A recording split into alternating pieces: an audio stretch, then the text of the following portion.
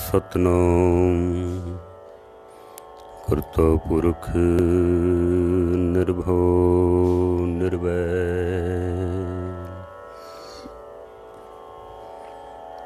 अकाल मूरत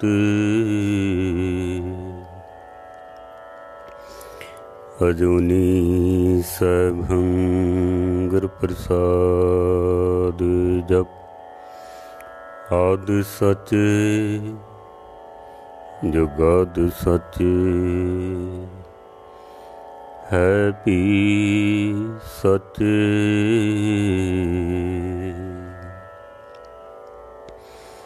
नानक होसी भी सच डंडौत बंधन अनक बार सर्व कला समरथ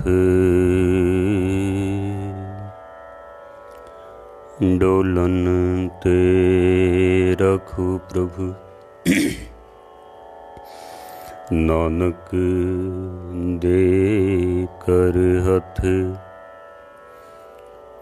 डोलन ते रखो प्रभु नानक दे कर हथ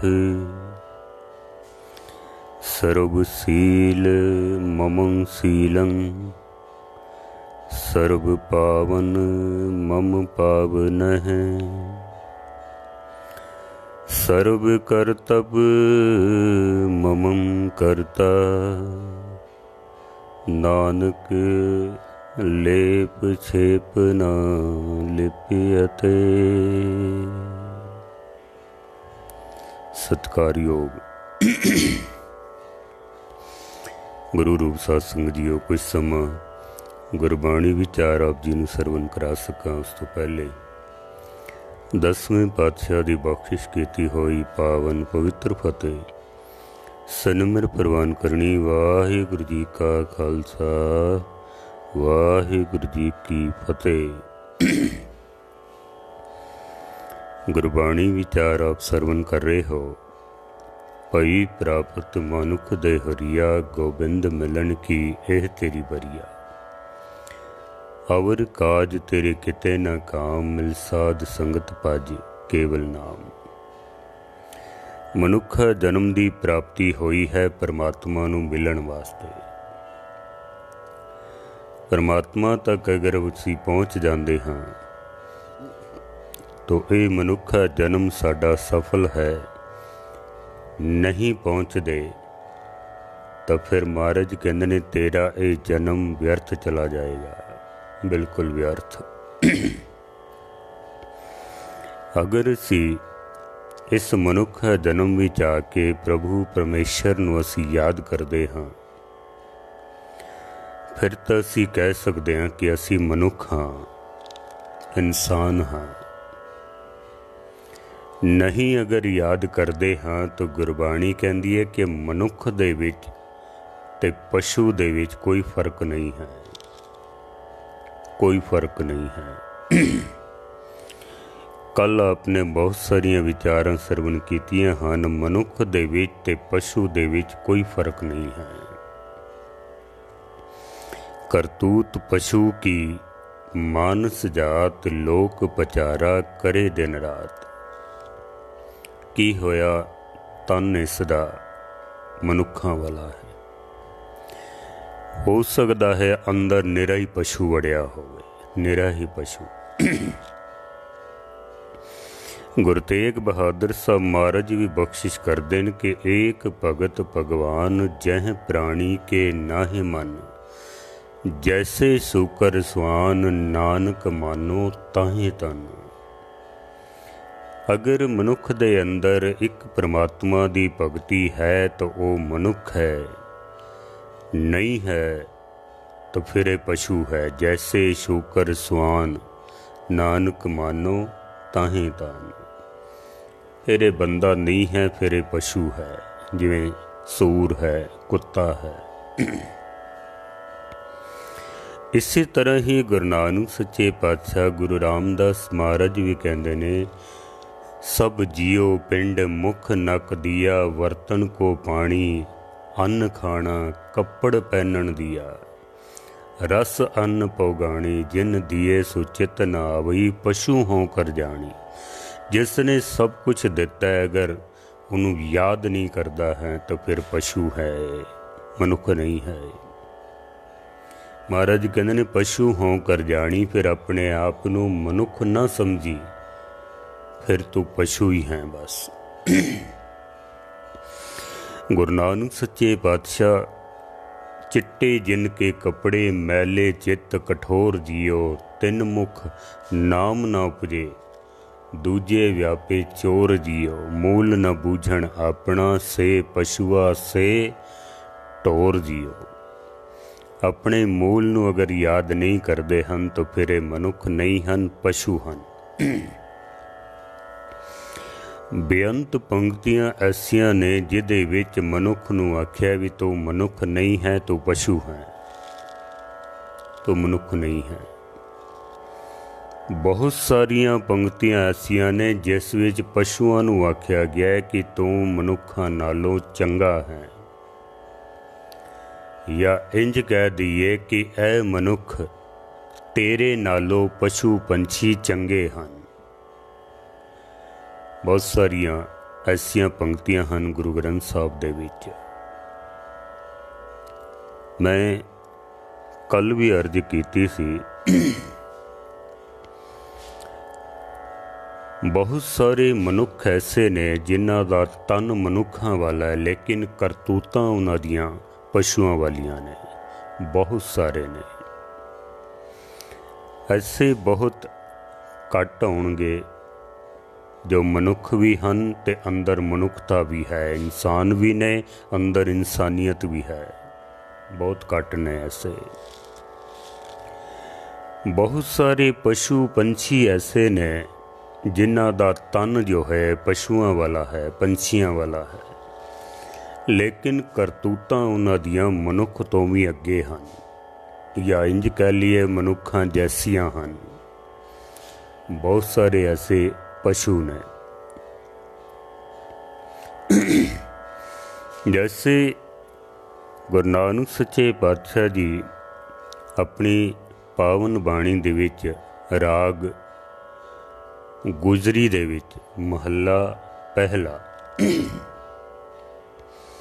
सतगुरु कहंदे ने, पशु मिले चंगियाइयां, खड़ खावे अमृत दे। पशु तन ते उन्हां दा पशुआं वाला है, लेकिन बेचारे घास फूस खा के, सुक्का घाह खा के, खड़ खा के ते देंदे की ने, दुध वर्गा अमृत देंदे हैं। पशु मिले चंगियाइयां, खड़ खावे अमृत दे। खाना उन्हां दा देखा जाए तो घास फूस है, तूड़ी है, खड़ है, ते जो उहदे बदले सानू देंदे ने अमृत जैसा दुध है, दुध देंदे ने। मनुख 36 प्रकार दे भोजन खा के भी सिवाय गंदगी तो होर कुछ नहीं देंदा है मनुख। पशु सुक्का खाना खा के भी सानू अमृत जैसा दुध देंदे ने। मनुख 36 प्रकार दे भोजन खा के, वधिया तो वधिया खा के भी निरा गंद ही पैदा करता है, होर कुछ नहीं देंदा है। इस तरह महाराज सच्चे पातशाह जी कहते हैं कि पशुआं नू चंगियाई मिलती है, शाबाश मिलती है,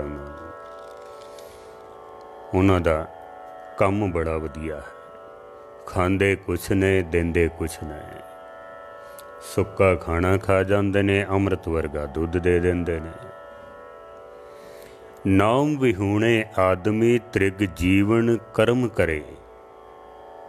नाम तो बिना मनुख ऐसे कर्म करता है, त्रिग जीवन कर्म करे। अगर चंगे पदार्थ खा के भी मनुख अगर परमेश्वर नू याद नहीं करता है तो सतगुरु कहते ने इहदा जीवन तिकार है, व्यर्थ है, किसी काम का नहीं है। जो सतगुरु शरण संगत नहीं आवे, त्रिग जीवे त्रिग जीवास। जीवन सारा ही व्यर्थ है, जो बीत गया वो भी, जो चलदा पिया वो भी, जो कल बीतना है वो भी बेकार है, किसी काम का नहीं जीवन है। अगे सतगुरु सच्चे पातशाह जी तिलंग राग दे विच एक शब्द आउंदा है महाराज दा।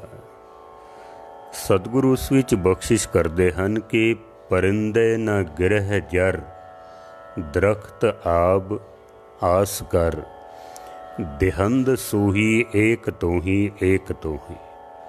गुरु नानक सच्चे पातशाह दा शब्द है। महाराज कहंदे ने परिंदियां नूं देखो, परिंदे न गिरह जर, गिरह कहंदे ने घर नूं, जर कहंदे ने धन नूं। पशु पंछियां दे आलणे दे विच अगर असी झात मार के देखीए तो उन्हां दे कोल कोई धन नहीं है, उत्थे कोई तिजोरियां उन्हां ने भर के नहीं रखियां हुईयां, जैसे असी रखियां हुईयां ने ना। घरां दे विच तिजोरियां भरियां पईयां ने, सोने चांदी दे गहणे रखे हुए ने, धन रखिया होया है, बैंक बैलेंस रखिया होया है, 36 प्रकार दे भोजनां दा इंतजाम असी कीता होया वे। ड्रम भरे पे ने, पीपे भरे हुए ने, घ्यो दे, तेल दे, अनाज भरिया होया साडे कोल। पंछियां दे कोल ऐसा कुछ भी नहीं है। महाराज कहंदे ने पंछियां दे आलणे दे विच झात मार के देखो, परिंदे न गिरह जर, उन्हां दे आलणे दे विच कल वास्ते कोई दाना दुनका कुछ नहीं है उत्थे, ना ही कोई उन्होंने धन इकट्ठा किया होया भी चलो जे साडे कोल नहीं है, जब कमी आएगी बाजारों खरीद के असी खा सकीए, ऐसा कुछ भी नहीं है। ना धन है ते ना ही उन्हां दे कोल कोई अनाज दा दाणियां दा कोई स्टाक किया होया वे, कुछ नहीं है। पर महाराज कहंदे ने दरख्त आब आस कर, देहंद सूई एक तो ही एक तो ही। शाम दे वक्त जदों अपने आलणे दे विच पहुँचदे हन परिंदे, महाराज कहंदे ने हसदे खेडदे गुनगुनांदे गीत गांदे चहचहांदे होए अपने आलणियां दे विच आके बैठ जांदे ने। क्यों? दरख्त आब आस कर, एक परमात्मा दी आस लैके आउंदे ने। जिसने अज दिता है कल भी वो देवेगा, जिन्हें अज दिता है कल भी देवेगा। पंछियां दी बड़ी प्रबल एक परमात्मा दे उत्ते आस है भी अज दिता है तो कल भी देगा। इस वास्ते पंछियां दे कोल चिंता नहीं है, बिल्कुल कोई चिंता नहीं है। ऐं शाम दे वक्त चहचहांदे होए हसदे खेडदे अपने आलणियां दे विच पहुँच जांदे ने। उन्हां दे कोल कोई गम नहीं है, कोई दुख नहीं है, कोई चिंता नहीं है, कल दी कोई चिंता नहीं है। मनुख दे कोल पेशतर पंछियां तो लखां रुपये बैंक बैलेंस पिया होया, तिजोरियां भरियां हुईयां ने, पदार्थ पए हुए ने, 7 पीढ़ियां खा लैन इतना धन पिया होया वे। 7 पीढ़ियां। फिर भी मनुख जदों शाम दे वक्त अपने घर विच आउंदा ना, हज़ारां तरह दीयां चिंतावां लैके अपने बिस्तरे ते सौंदा वे, और नींद कित्थे आउंदी है। कोई गोलियां खांदे ने, कोई शराब पींदे ने, कोई होर कई तरह के नशे करते हैं भी किधरे थोड़ी देर नींद आ जाए। हर वक्त अंदर चिंता चलती पई है, गम चलता पे, हर वक्त अंदर चिंता है। सुबह दा सूरज जदों निकलदा है, यही पंछी फिर गीत गांदे होए, हसदे खेडदे गुनगुनांदे होए वापस अपने अपने कम्मां ते निकल जांदे ने।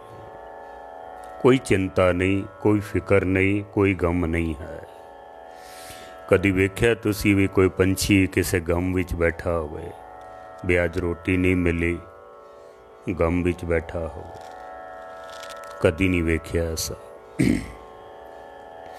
उन्हां दे अंदर एक बहुत वड्डी आस है परमात्मा दे प्रति, भी अज दिता है कल भी देगा। मनुख सवेरे जदों अपने बिस्तरे तो उठदा है ना, फिर हज़ारां तरह दीयां चिंतावां लैके ते चल पैंदा वे। रात नूं सुत्ता है चिंता लैके, सवेरे उठे है चिंता लैके, सारा दिन अपने काम धंधियां ते जाएगा, चिंतावां फिक्र हर वक्त चलता रहेगा। पंछियां नूं भरोसा है, लेकिन मनुख दे अंदर भरोसा नहीं है। महाराज कहंदे ने इन्हां दे आलणे विच वेखो, कुछ सिख लवो इन्हां पंछियां कोलों। परिंदे न गिरह जर, दरख्त आब आस कर, देहंद सोही एक तो ही एक तो ही। एक परमात्मा दी आस बाबा फरीद ने शायद इसे वास्ते ही, बाबा फरीद कहते ने कि मैं इन्हां पंछियां तो बलहार जांदा हाँ, सदके जांदा हाँ, कुर्बान जांदा हाँ। क्यों जांदा हाँ? बाबा फरीद कहते ने, फरीदा हाऊं बलहारी तिना पंखियां, जंगल जिन्ना वास, कक्कर चुगन थल वसन, रब न छोड़न पास। बाबा फरीद साहब जी कहते ने, मैं इन्हां पंछियां तो बलहार जांदा हाँ। फरीदा हाऊं बलहारी तिना पंखियां, उन्हां पंछियां तो मैं कुर्बान जांदा हाँ, बलहार जांदा हाँ। किन्हां तो? कक्कर चुगन थल वसन, रब न छोड़न पास। अगर इन्हां नूं खाण वास्ते दाणे नहीं मिलदे हन, पंछियां नूं मिट्टी खा लैंदे ने, पत्थर खा लैंदे ने, लेकिन एक परमात्मा दी आस कदी नहीं छोड़दे हन, रब दी आस नहीं छोड़दे हन। मैं डिस्कवरी दे विच देख रहा सा एक दिन पंछियां नूं, वो दस रहे सन कि शाम दे वक्त जद पंछी अपने आलड़ियां विच पहुंचदे ना, इन्हां दे पेट विच जितने दाणे हुंदे ना, मुश्किल नाल उन्हां दा अपना गुजारा चलदा है, उहदे नाल अपना गुजारा। लेकिन सारे दाणे आलणे विच आके अपने बच्चियां दे पेट विच पा दिंदे ने, आप भुखे ही सौ जांदे ने। लेकिन फिर भी कदी पंछियां दे चेहरे दे उत्ते ये शिकन नहीं देखण नूं मिलदी भी अज मैनू पूरा भोजन नहीं मिलिया है। बाबा फरीद ते कहंदे ने, ना मिले तो कंकर पत्थर खा लैंदे ने, मिट्टी खा लैंदे हन, फिर भी रब दी आस नहीं छोड़दे हन। बड़ी मुश्किल नाल अपना गुजारा चलदा है, लेकिन सारे दाणे अपने बच्चियां दे पेट विच पा दिंदे ने।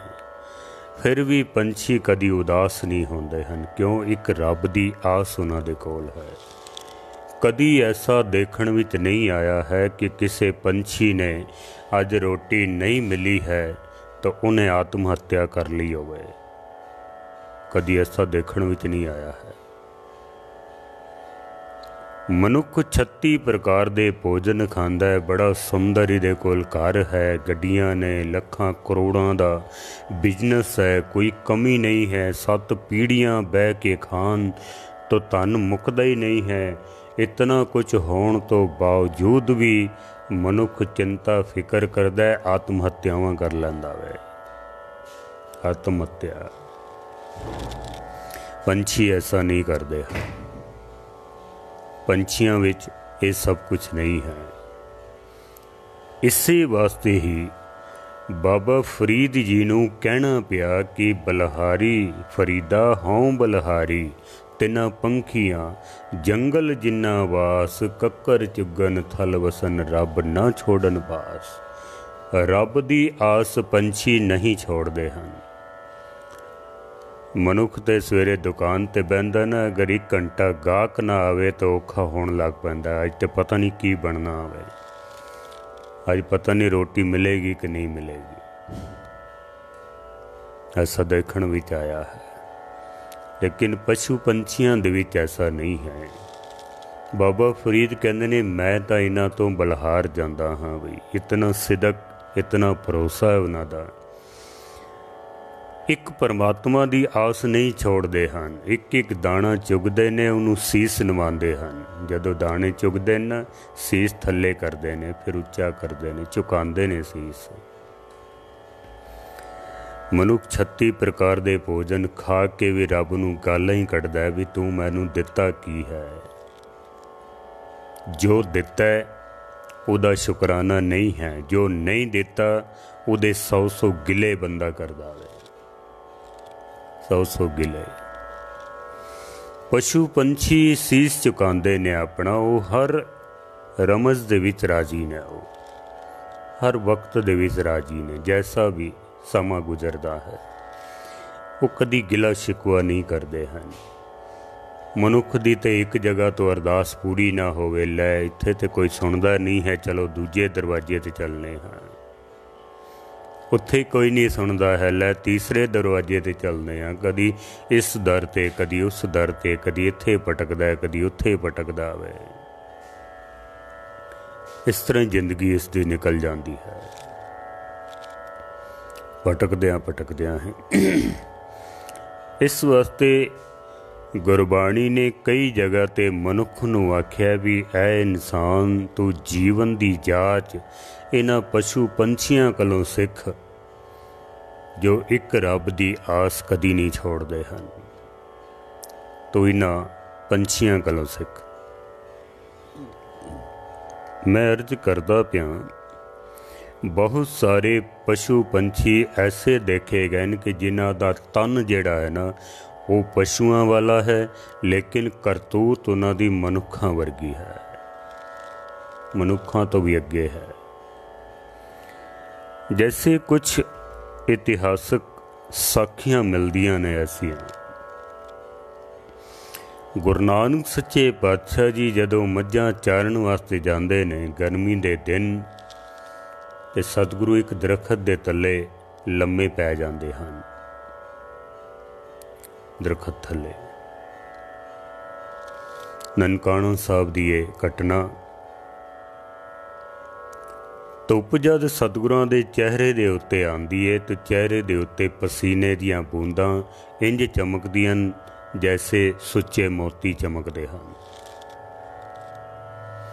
साखीकार लिखते ने, एक काला नाग आके गुरु नानक सच्चे पातशाह दे दर्शन करदा है, जिसने जगत नूं छां वंडनी है, जिसने जगत नूं सुख देना है, ठंड देनी है, उहदे चेहरे दे उत्ते धुप इस नाग ने गुरु नानक सच्चे पातशाह दे चेहरे दे उत्ते छां कर दिती है। वैसे अजकल साडे लोग पढ़ लिख गए ने बहुत, इस तरह दीयां गल्लां नूं मनदे नहीं हैं, बिल्कुल भी वो नहीं मनदे हैं।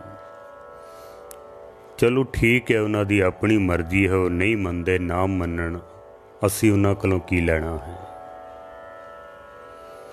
गुरु नानक सच्चे पातशाह दे जिन्हां ने दर्शन कीते हैं ना, गुरु नानक जिन सुनिया पेखिया से फिर गरबास ना भरिया।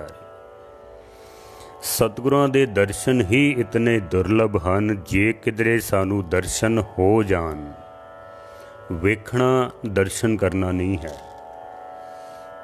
वेख्या तो उन्होंने भी सी जिन्हों ने पत्थर मारे ने गुरु नानक सच्चे पातशाह ने, जिन्हों ने पूतना आख्या, जिन्हों ने बेताला आख्या हो, जिन्हों ने कुराहिया आख्या हो, वेखदे तो भी सन।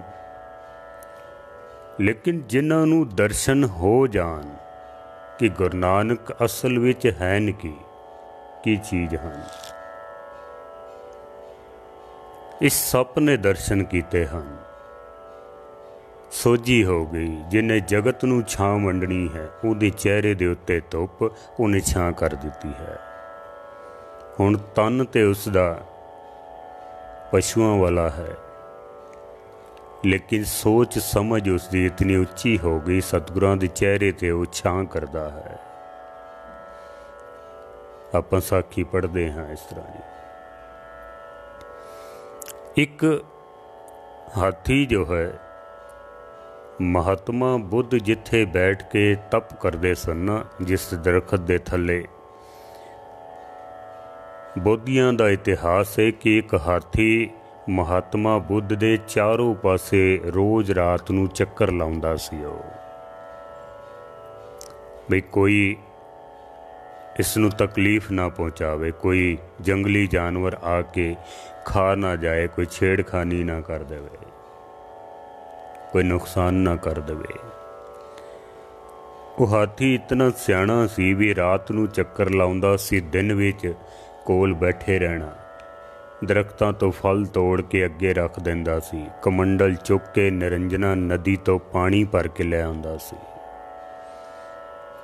तन ते उसदा पशुआं वाला सी, लेकिन सोच समझ उसदी मनुखां तो भी अगे है।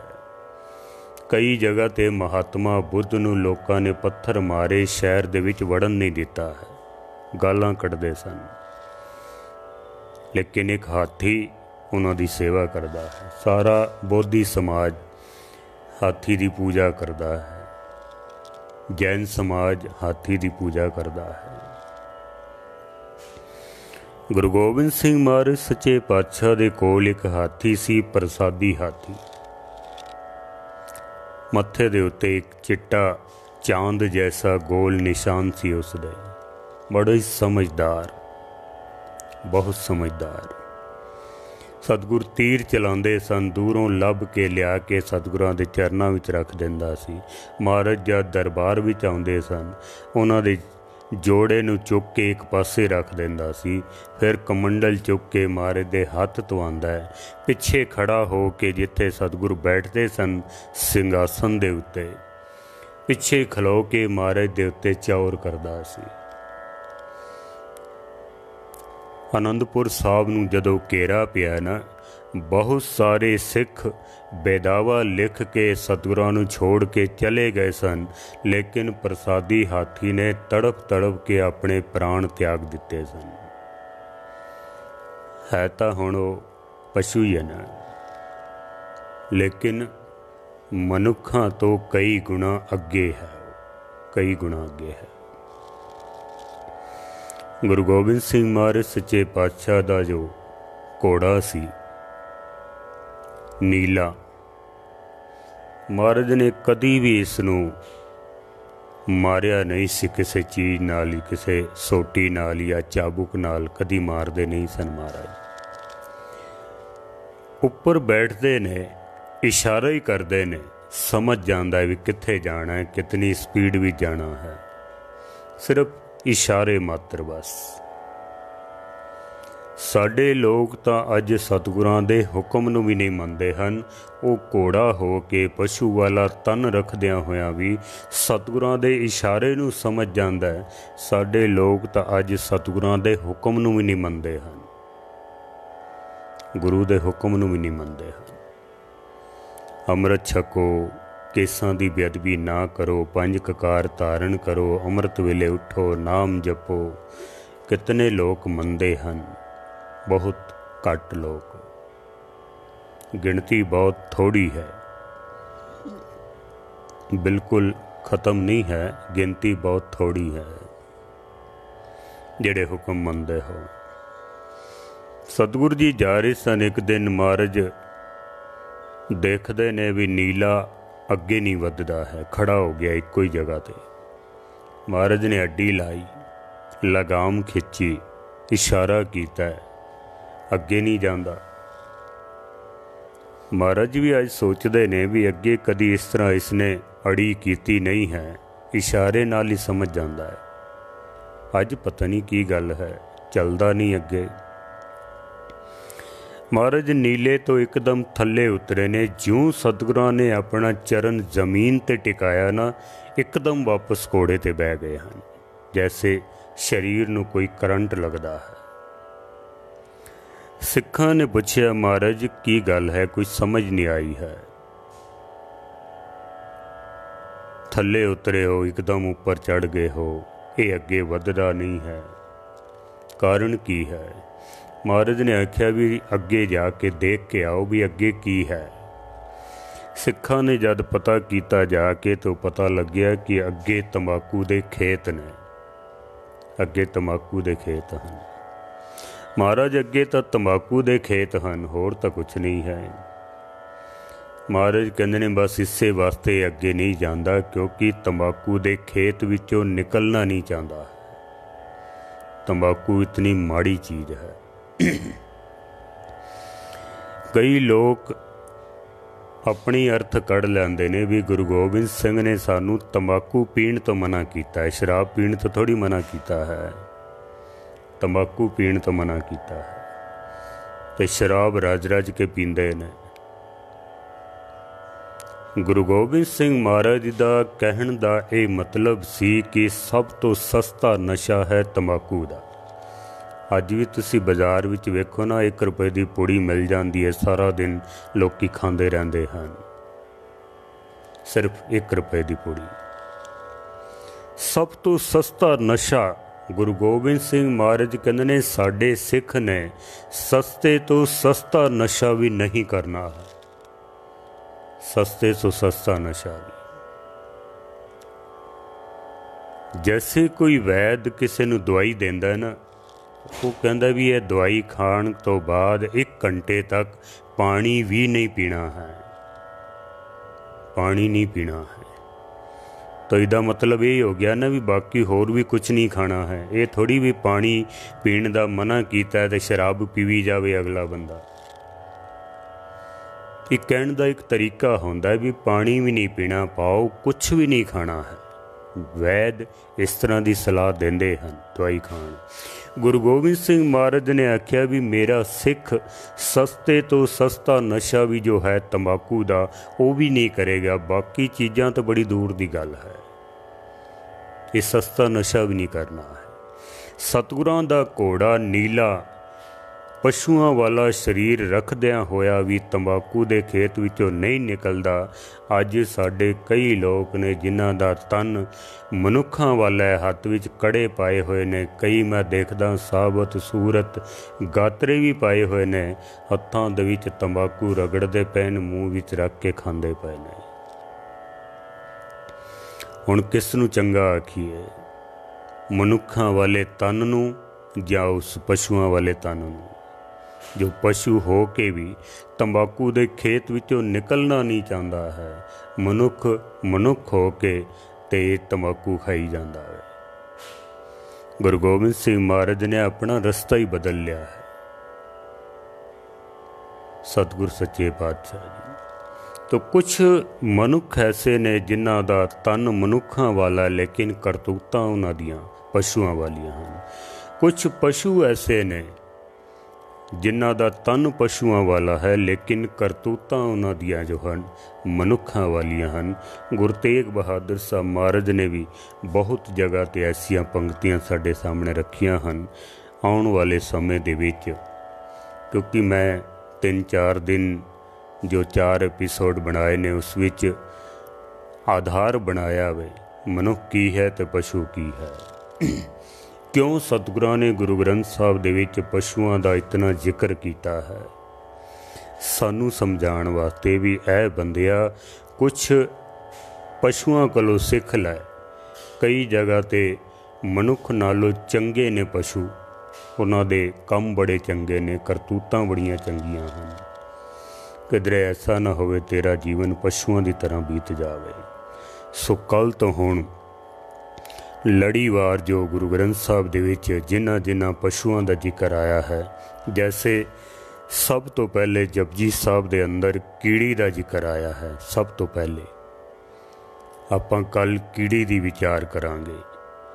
अगे फिर जिस तरह लड़ीवार जेड़े जेड़े पशु पंछी दा कीट दा जिक्र आया ना, उन्हां दियां विचारां हुण कल तो आप जी दे सन्मुख रखांगा। मैं फिर बेनती करां आप वध तो वध शेयर कर दिया करो, फेसबुक पेज नूं फॉलो करो, लाइक करो, कमेंट कर दिओ।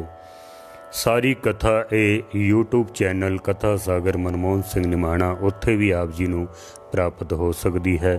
ਕਦੀ ਵੀ ਆਪਨੇ ਗੁਰੂ ਗ੍ਰੰਥ ਸਾਹਿਬ ਵਿੱਚ ਆਏ ਕਿਸੇ ਵੀ ਪਸ਼ੂ ਪੰਛੀ ਬਾਰੇ ਜਾਣਨਾ ਹੋਵੇ ਤਾਂ ਇਹ ਸਾਰੀ ਵਿਚਾਰ ਦਾਸ ਦੇ ਚੈਨਲ 'ਤੇ ਮਿਲੇਗੀ, ਕਿਉਂਕਿ ਇਹ ਉਪਰਾਲਾ ਸ਼ਾਇਦ ਸਤਿਗੁਰਾਂ ਦੀ ਅਸੀਸ ਸਦਕਾ ਦਾਸ ਨੇ ਆਰੰਭ ਕੀਤਾ ਹੈ। ਹੋਰ ਕਿਸੇ ਵਿਦਵਾਨ ਪਾਸੋਂ ਐਸੀ ਵਿਚਾਰ ਕਦੀ ਕਰਦਿਆਂ ਹੋਇਆਂ ਨਾ ਦਾਸ ਨੇ ਸੁਣਿਆ ਤੇ ਨਾ ਪੜ੍ਹਿਆ ਹੈ। ਇਹ ਸਤਿਗੁਰਾਂ ਨੇ ਦਾਸ ਦੀ ਝੋਲੀ ਵਿੱਚ ਪਾਈ ਹੈ। ਆਪ ਜੀ ਦਾ ਬਹੁਤ ਬਹੁਤ ਧੰਨਵਾਦ। ਭੁੱਲਾਂ ਚੁੱਕਾਂ ਦੀ क्षमा। ਸਾਰਿਆਂ ਦਾ ਧੰਨਵਾਦ। ਵਾਹਿਗੁਰੂ ਜੀ ਕਾ ਖਾਲਸਾ, ਵਾਹਿਗੁਰੂ ਜੀ ਕੀ ਫਤਿਹ।